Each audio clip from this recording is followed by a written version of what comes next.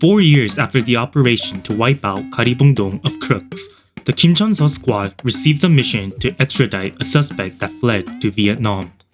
The monstrous detective, Ma Seok-do, and the team captain, Chun Il-man, set out to Vietnam for the assignment. On location, the duo senses some suspicious vibes from the suspect and learns of the figure Kang Hae-sang. Kang Hae-sang is a ruthless criminal who commits merciless crimes, and Detective Ma Seok-do and Kang Hae-sang set out to end the savage behaviors of Kang Hae-sang. Going from Korea to Vietnam and back to Korea, there's no borders to catching criminals. The Kim Chun-seo team are back at it, and the exhilarating and hot-tempered crime-fighting operation unfolds once again. Hello everyone and welcome back to another Korean movie review by EonTalk. As always, I'm your host Ian from EonTalk, and today we'll be going over the highly anticipated crime action, the Roundup, aka the Outlaws 2.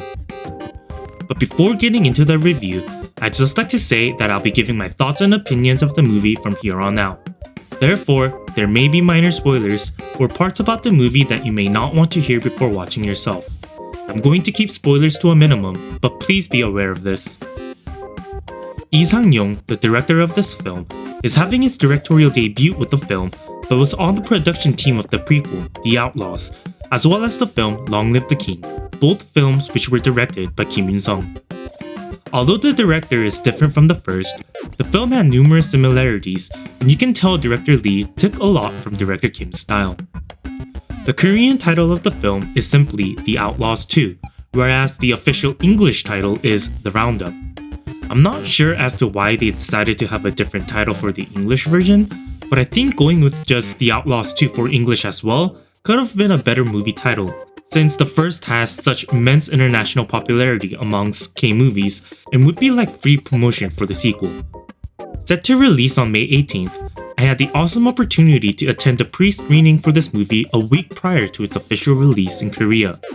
With the pandemic restrictions being lifted in Korea, it was great to see the theater packed again and also see the return of cast greetings during the pre-screening event as well.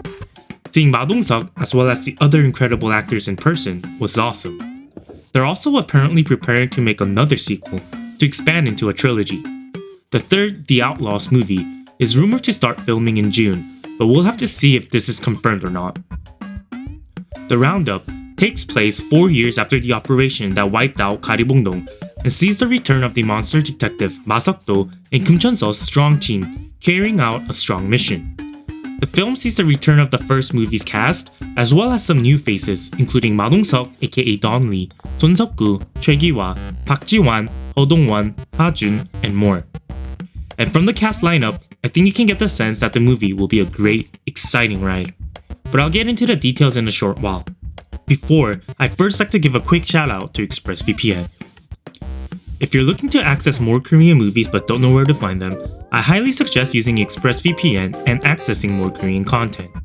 By using ExpressVPN, you can bypass geo restrictions, meaning you can be from anywhere around the world and access the Korean servers, such as the Korean Netflix. If you'd like to access more Korean content, be sure to sign up for ExpressVPN using my link in the descriptions or expressvpn.com/EonTalk and get 49% off an annual plan plus 3 extra months for free. Better yet, if you sign up and don't like the service, there's a 30-day money-back guarantee, meaning you can cancel anytime within the first 30 days. Okay, let's now take a look at what I found to be the good parts about the film. I'll be honest, because I enjoyed the first The Outlaws so much, I had very high hopes for this film. However, because prequels usually aren't able to live up to the first original, I thought this would also end up living in the shadows of the first. But boy was I wrong. Maybe because I went into it with a lowered expectation, but I very much enjoyed this. There were lots of similarities with the first movie, from the way it was filmed, the comedic tone it had, the characters, and just the overall flow of the movie really reflected The Outlaws. It had humor and funny scenes like the first film, and lots of references to the first movie as well. It was as if it picked right up from where it left off and felt like a continuation with no awkward breaks. Ma Dong-seok has made a name for himself as a beast. I never get sick of him savaging through everyone and everything in his way.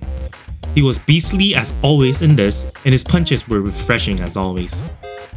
Furthermore, his and Choi Gi-hwa's chemistry was great. The way they were able to bounce off each other was hilarious, and where a lot of the humor of the film came from. Moreover, we were able to see a totally different side to Son Seok-gu. He was almost opposite in character than from his role in Nothing Serious. I don't think Son Seok-gu was always that buff. From Nothing Serious, I got the impression that he was more on the slimmer side. However, I believe he bulked up because he was very well built in this.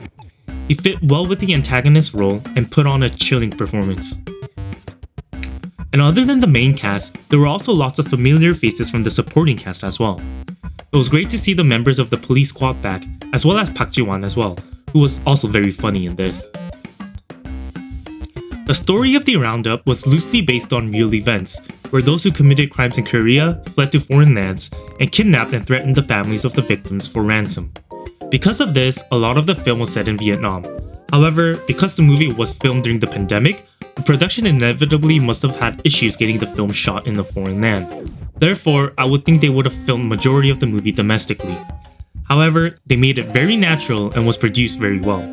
It kind of had vibes of Deliver Us From Evil in the foreign country scenes, with the warmer tones used. Okay, now that we took a look at the good parts about the Roundup, let's now move along to what I found to be the bad parts.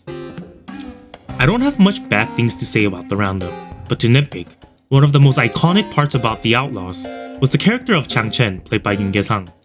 Although Son Seok-gu played a good performance, we can't say it was an icon like that of Yoon Ge-sang. The dialect of the Chang Chen character, as well as many of his lines, were parodied and memed.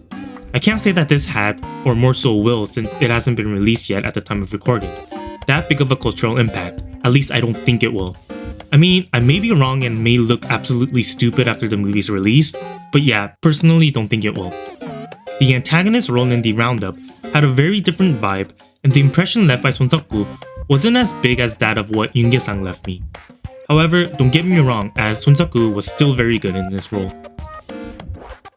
The Roundup had good action, suspense, some gore, not too much but similar to that of the previous film, and comedy.